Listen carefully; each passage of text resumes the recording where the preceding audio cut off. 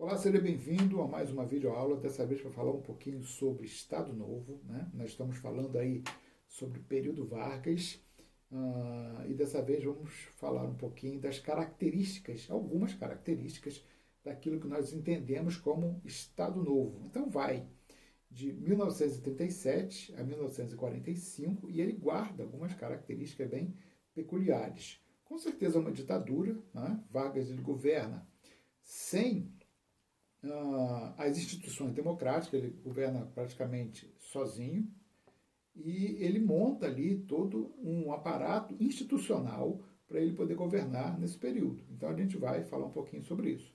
Você vem comigo? Então vamos lá. Bom, para começar, tá aí uma foto aí do jornal, né, da época, né? O Brasil sob o novo regime, fala lá da época, do período Vargas, quando começou aí o Estado Novo. O Estado Novo ele vai começar a partir de uma ameaça comunista, né, em 1937. É feito lá uma publicação num jornal revelando um plano comunista para tomar o poder. Já havia ocorrido uma tentativa comunista em 1935 de tomada do poder a partir dos quartéis. Essa foi real, não deu certo. E aí em 1937 é forjado um plano por Vargas e ele fecha o Congresso Nacional e institui aí um período ditatorial. Então está aí a foto no jornal. Ele vai mexer em algumas instituições. Então vamos lá. Eu coloquei aqui, destaquei aqui a primeira, a questão da educação.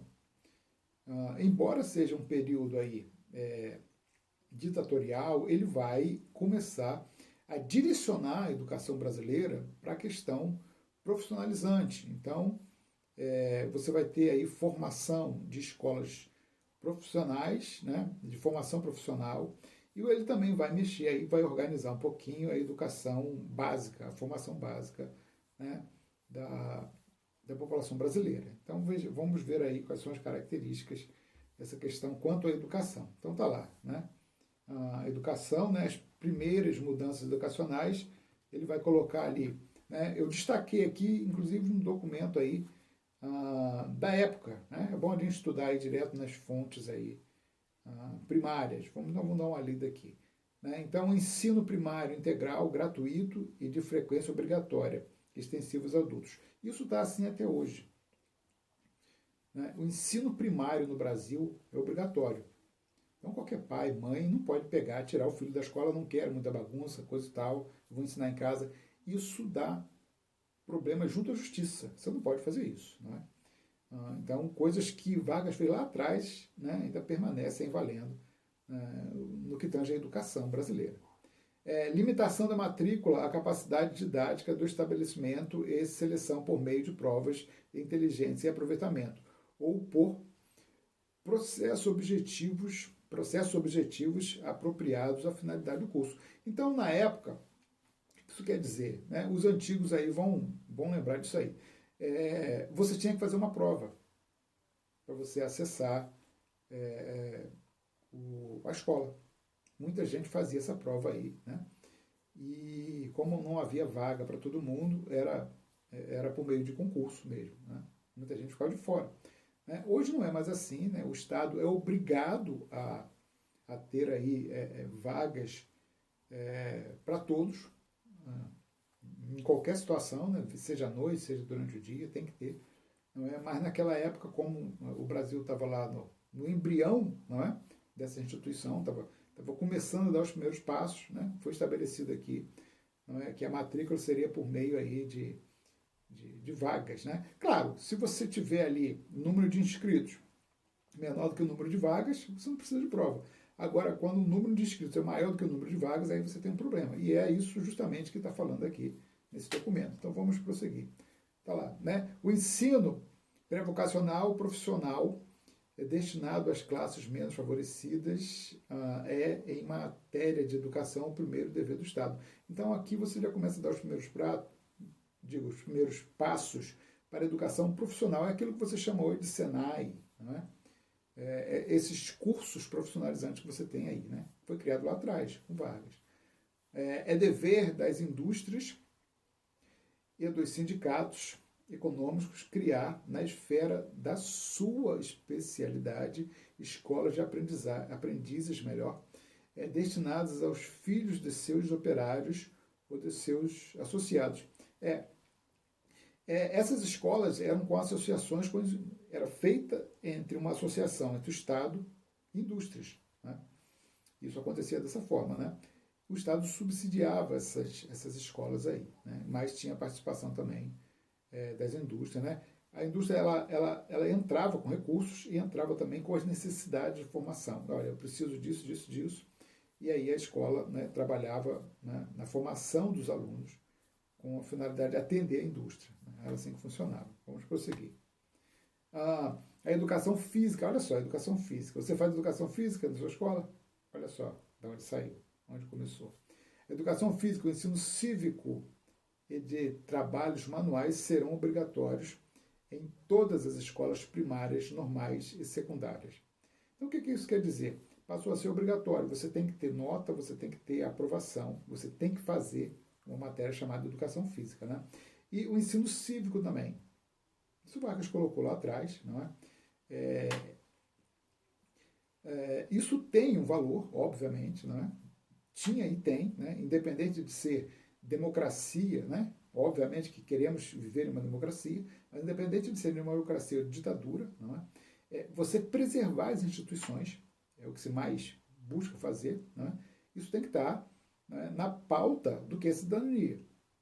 Então, se você não entender o que é uma instituição, né, quais são as instituições que o país formou, construiu ao longo de anos, você não vai querer preservar.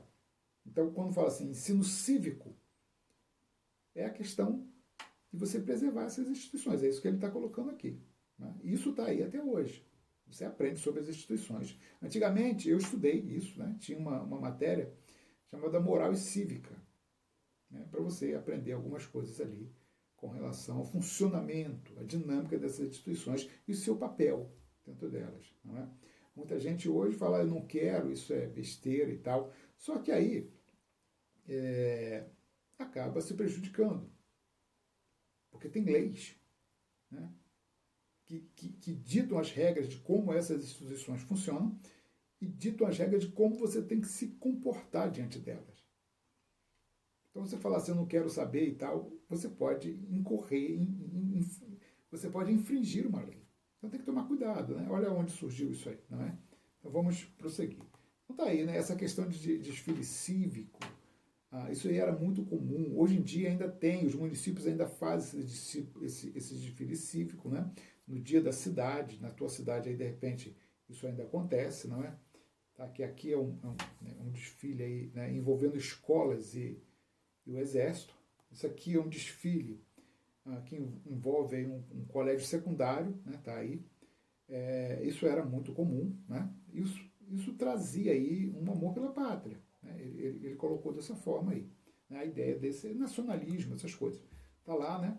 Civismo e tal. Antigamente, né, na minha época, se cantava lá o hino nacional na escola, né? Você formava, né, de certa forma, para poder iniciar as aulas. Né? Ainda tem isso, na escola do meu filho ainda funciona assim, né? É uma escola particular, mas funciona assim, você forma e tal. Não é? Isso dá uma ideia de organização. Isso dá uma ideia de organização aí, né? Você, um mínimo de organização, vamos colocar assim, né? Então tá lá, né? Ele vai criar também, além da educação, passando por outra fase, além da educação aí, que foi um dos pilares do Estado Novo, você tem também aí a questão da comunicação, né? Ele vai fazer algumas mudanças, óbvio, você está vivendo uma ditadura, não é? Ele vai estabelecer censuras, né? Rádio e televisão. Na época, televisão, melhor, na época, rádio, né, e jornais. A televisão vai surgir aí por volta da década de 50, né, 60 por aí.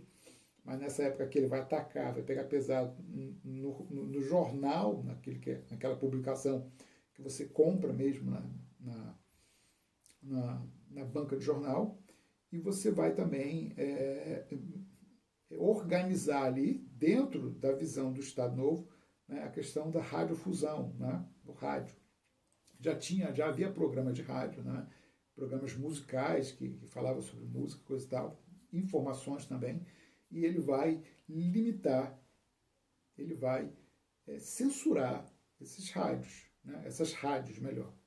Então tá ali, né? A criação do Departamento de Imprensa e Propaganda. É o famoso DIP. Se cair isso em alguma prova, você já sabe, não é? Que o objetivo, e tem dois objetivos, o DIP, Departamento de Imprensa e Propaganda. Primeiro é promover o Estado. Então falar bem do governo, divulgar as ações do governo, né? Divulgar os feitos do governo. E segundo, impedir que qualquer meio de comunicação fale mal do governo. Então, primeiro é falar bem e impedir que os outros falem mal. Né? Esse é o básico aí, você tem que saber sobre o DIP, né? Departamento de Imprensa e Propaganda. Né? Ele criou lá, né, eu sempre confundo, é Voz do Brasil, né? O Hora do Brasil tem dois nomes aí. Ele criou, né, até hoje o governo tem um espaço, o governo tem um espaço aí na mídia, não é? No rádio, né, de 1 hora, né? Tem ali a parte da Presidente da República, tem a parte do Senado, né? É dividido ali. Né? Até hoje funciona assim, foi ele que criou lá atrás, né? Esse espaço, é 1 hora. Já houve protestos quanto a isso, né? Os donos aí, esses empresários, donos de rádio, quiseram acabar com isso, mas não acaba. É uma forma do governo falar com a população. É engraçado que muita gente critica o Vargas, né? Muita gente do governo critica o Vargas, né? Porque o governo é uma coisa só, não é uma entidade. São várias forças ali dentro, né? Interagindo, né? Porque tal, mas usa a rádio, né? É um absurdo e tal, mas quando vem ali, olha, a rádio aí do governo vai pro deixa eu dar uma entrevista, o deputado vai lá dar uma entrevista, mas ele quer usar também o meio de comunicação, né? Que é obrigado, né? As rádios são obrigadas a ceder esse tempo, né? Uma outra coisa que ele faz, né? Tá aqui no canto aqui, ó, ali onde está escrito Globo, né? Ali é uma notícia falando que os partidos políticos acabaram, né? Dissolvidos, está lá, dissolvidos os partidos políticos. O que é isso? Acabou. Por quê? Porque não tem mais eleição. Então, é uma característica forte de uma ditadura. É você impedir que o governante seja eleito pelo povo. Embora o Vargas, nesse caso aqui, ele foi eleito indiretamente, né? Lá em 34, ele foi eleito indiretamente só pela Câmara dos Deputados e pelo Senado. Mas ele vai colocar dessa forma. Então não tem eleições. Não tem deputado, não tem senador, não tem governador, não tem deputado estadual, não tem prefeito nessa época, não tem vereador. Né? Então, como é que vai funcionar isso aí? Não tem prefeitura? Tem. O prefeito ele é escolhido e mandado para as cidades. Então aqui, né, na minha cidade, Magé, recebia aí o prefeito, né, de tempos em tempos, vindo do governo federal, lá do Rio de Janeiro. No caso, na época era o Rio de Janeiro. Né? O governador do estado também era escolhido, né? Eram feitas essas escolhas aí. Não havia eleições para nada. Ficou aí 37 a 45 sem eleições. Sem eleições, de nada. Então, acabou. Isso é uma característica forte da ditadura.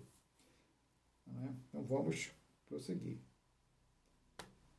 Não está aí, né? Ele cria lá essas comemorações aí dos dias nacionais. Então, é tudo voltado aí para a questão da promoção mesmo, né, da ditadura, do ditador, do líder, não é? É a figura do líder. Isso estava na moda na época, né? Você vai ver várias ditaduras aí na época promovendo, né, a pessoa do líder, né? Você vai ver Stalin na União Soviética promovendo a pessoa dele, né? Você vai ver Hitler na Alemanha promovendo, você vai ver Mussolini promovendo a figura do líder, né? Todo um perfil que eles vão traçar do líder, tudo mentira, não é? Mas eles vão promover essa ideia, né? Como se fosse um artista, como se fosse aí uma pessoa famosa que você gostasse, né?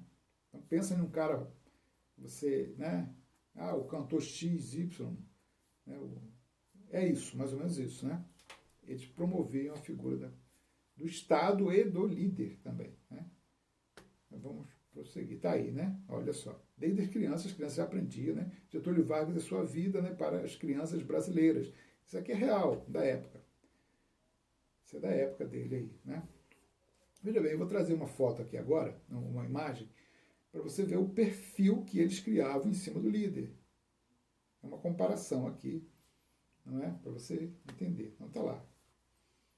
De um lado você tem, deixa eu melhorar aqui, passar um pouquinho para cá. Aí agora você conseguiu pegar a imagem toda. De um lado você tem, não sei se a imagem está muito clara para você, mas de um lado você tem Vargas, melhorou um pouquinho agora, né? O celular deu uma calibrada na imagem para poder pegar melhor aqui. Né?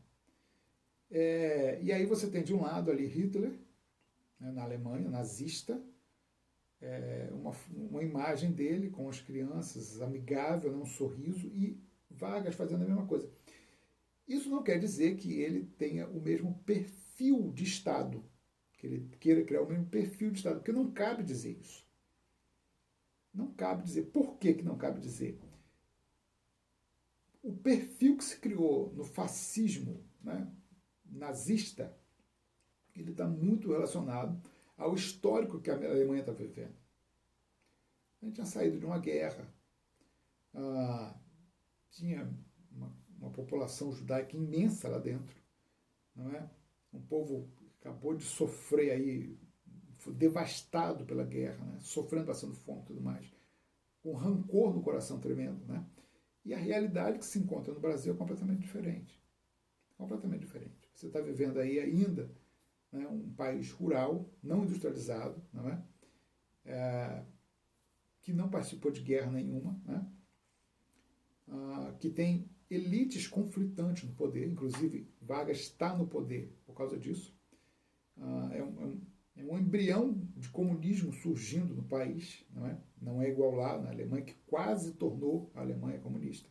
Quase. Então, não dá para fazer esse paralelo. Vargas está pegando ali algumas ideias do fascismo para colocar em prática no Brasil. Algumas ideias. Mas se você falar assim, em qualquer concurso, Vargas era fascista, não faça isso, que você vai errar. Vai errar a questão. Ele não era. Ele pega um perfil. Não tem como ele estabelecer, por exemplo, perseguição a racismo aqui no país. Eu vou perseguir a raça X. Não dá para fazer. A raça ariana, como Hitler falava, não tem como fazer isso aqui. Uma mistura tremenda, não dá para falar assim. Gente de tudo quanto é nacionalidade. Então, o que Hitler fez não pode ser comparado ao que Vargas fez. Ele pegou algum perfil. O líder, como é que trabalha o líder? Assim, então eu vou fazer isso. Inclusive surgiu um movimento integralista no país, fascista, de cunho fascista. E Vargas não quis nem falar com eles. Falou, não vou nem conversar com vocês, porque ele não tinha esse perfil fascista. Tá? Então vamos tocar o barco. Então tá aí, como eu falei, Estado Novo, né? A Constituição de 17 marca a distinção entre o trabalho intelectual e o trabalho manual. Né? Isso aí é uma referência. Porque, não sei se você viu ali, quando falou sobre educação, estava falando sobre classes menos favorecidas. Essa é a crítica. Quem fez esse slide aqui está fazendo essa crítica, né? A educação para classes menos favorecidas. Então, se você está fazendo uma educação para classes menos favorecidas, obviamente que existe uma classe mais favorecida. Essa é a crítica que está sendo feita. Veja bem, deixa eu fazer uma observação aqui para você pensar sobre o assunto. Todo mundo fala assim, você tem que fazer faculdade, você tem que crescer e tal. Só que tem um problema. Né?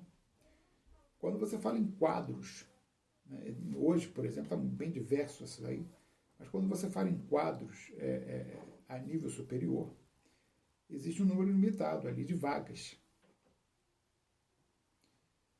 existe um número limitado de vagas. Então, eu já vi uma pesquisa sobre a formação de advogados no país. O número de advogados que são formados é muito maior do que as vagas de trabalho, não é, nessa profissão. Quantos advogados, quantos cursos de direito você tem? É uma infinidade.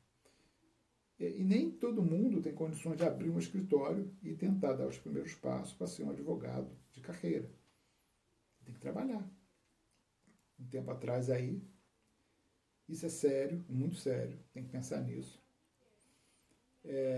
Eu fui cortar o meu cabelo, o cara que estava cortando o meu cabelo era advogado, formado em direito. Então tem que pensar nisso, né? O que eu estou querendo fazer? Eu estou querendo botar você dentro da cabeça do cara que criou a educação e colocou assim para as classes menos favorecidas. Então entra na cabeça dele que você vai ver aí, não é? Sentido nisso. Porque ele vivia numa sociedade em que não tinha espaço. Hoje até que tem bastante. Hoje você fala, eu vou fazer uma faculdade, tem espaço para você. Tem que pensar direitinho, porque a concorrência é imensa. Mas uma época aí que não tinha, né? Ele está criando ali, Vargas está dando os primeiros passos de uma industrialização. Então não adianta todo mundo ter título de doutor, que algum doutor vai ter que varrer rua. Olha, formamos 200 milhões de doutores no Brasil. Algum doutor vai ter que pegar uma vassoura para varrer rua. Obviamente que quanto mais você estudar, melhor você melhora a sua qualidade de vida. Mas tem que pensar direitinho aquilo que você vai fazer. Pensa direitinho. Né? Então vamos prosseguir. Criou o Senai, por isso que eu estou falando isso aqui. Ó, Senai, né? É curso profissionalizante. A questão não é a profissão, a questão é pagar bem essas profissões. Aí sim que dá certo. Não é? Nada indigno você ter uma profissão tipo, né, alguém na tua casa da forma de ser gari. Não tem problema nenhum nisso. Nós temos que lutar para levar dignidade a essas pessoas. Porque se todo mundo deixar de ser, é um serviço essencial. Você tem greve de professores, olha só, você tem greve de professores, você tem greve de ônibus, né, de motorista de ônibus, tem greve de caminhoneiro, mas você não sabe o que é uma greve de gari. Você não tem ideia do que é. Então pague bem essas pessoas, dê dignidade a essas pessoas. Porque são sim serviços essenciais. É um serviço essencial. Deveria ganhar bem, deveria ser. Se você pegar Adam Smith, A Riqueza das Nações, Adam Smith, ele coloca lá uma das profissões que deveria ser melhor remunerada. Uma das melhores remuneradas é essa. Pega lá, 1700 alguma coisa que ele escreveu. Profissão de maior dignidade que deveria ser melhor remunerada. Essa. São aquelas mais rejeitadas. Então vamos prosseguir. É um quadro aí da época, né? Isso cai em prova, né? Tá aí, na verdade foi feita lá por um cartunista. Ele coloca ali Vargas. Eu já vi isso em prova, né? Em diversas situações, né? Em diversos anos, 30, 31, 32, 33, 34, e de acordo com o momento político que Vargas está vivendo, tem ali a expressão facial dele, né, daquilo que ele está vendo. Você pode ver que em 37 ele está com a cara bem fechada porque ele estabeleceu uma ditadura. Né? Uma outra interessante, né, essa aqui está até comentada, que trabalha um pouquinho a questão do populismo, né, das coisas que ele faz. Então ali está trazendo a ideia de que Vargas colocou fogo em algum lugar, ele provocou um incêndio, depois foi lá, apagou e virou um herói. Ele está falando um pouquinho dessa questão do golpe, né, chamado Plano Cohen. Depois dá uma estudada aí nisso aí. Tem um vídeo no meu canal lá, né, período Vargas de 30 a 37, falando um pouquinho sobre isso. E depois ele foi como se ele tivesse salvo o Brasil, né, desse plano comunista.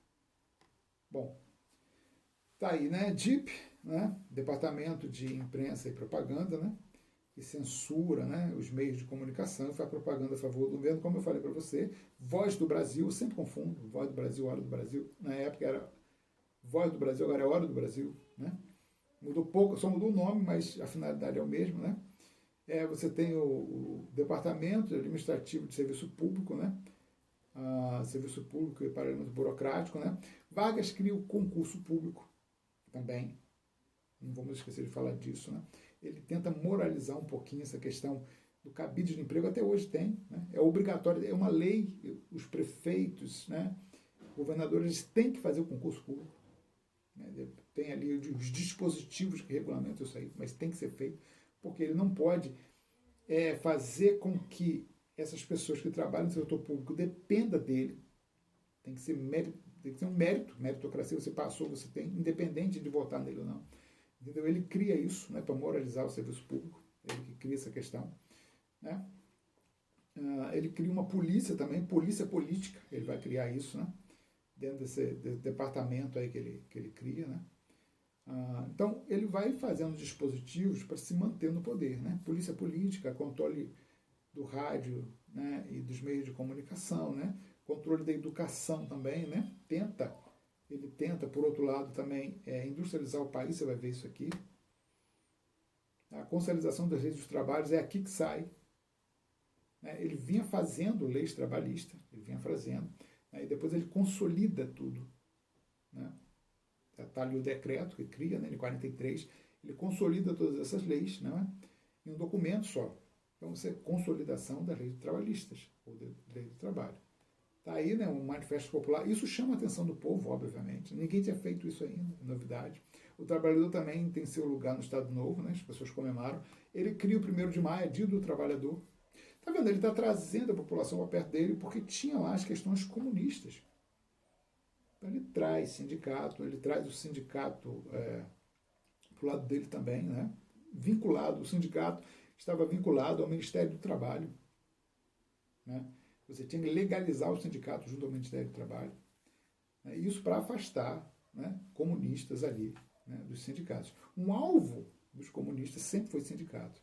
Né? Reivindicações populares e tudo mais. Né? A ideia dele era essa. Bom, já estou chegando a 30 minutos, tem que terminar isso aí. Vamos falar um pouquinho sobre... Tá aqui, né? Fechar, já estamos fechando. Economia do Estado Novo, né? Incentivo à industrialização, ele sempre fez isso, olha só. Ele vai criar indústria de base. Indústria de base, o que é indústria de base? São aquelas indústrias essenciais para a industrialização. Você deve ver isso em geografia, eu acredito. Né? Siderúrgica, metalúrgica, né? Indústria de combustível, né? De toda sorte, né? De cimento, construção, né? Construção civil, né?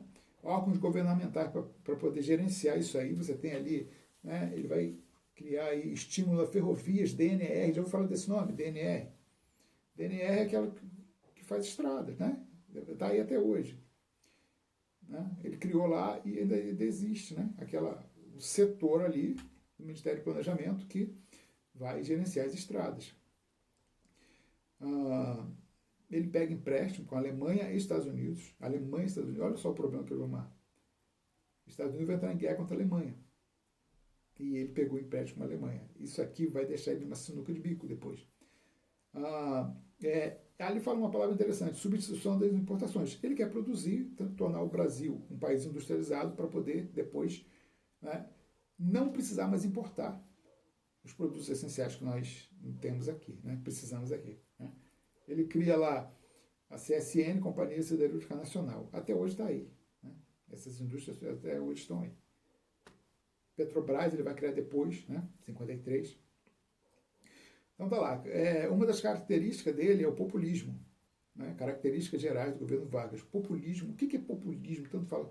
Populismo é o seguinte: é o líder ele se fazer diante da população como se fosse uma pessoa que presta favores, que ajuda a população pela vontade própria, porque ele quis ajudar, porque ele é bom. Não. O governante ele tem que cumprir leis, cumprir regras, ele tem que obedecer a lei, obedecer a Constituição. E por isso ele está ali. O fato dele te dar uma escola não foi em favor. O fato dele construir uma estrada não foi em favor. O fato dele gerenciar a coisa pública né? Não é um favor. E o líder populista, ele coloca dessa forma. Ele coloca dessa forma. Então você tem que tomar cuidado com a personificação, né, dos atos desses políticos.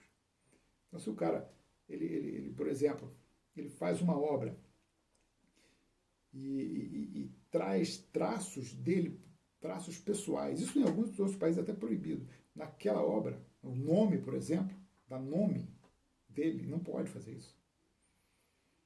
Ele não pode fazer, né?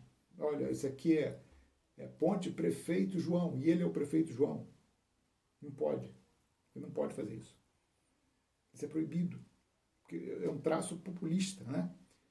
Corporativismo, culto ao líder, né? Combinações com concessões parciais, né, da camada mais pobre da população. Ele não está dando nada. É obrigação ele gerenciar o país, né?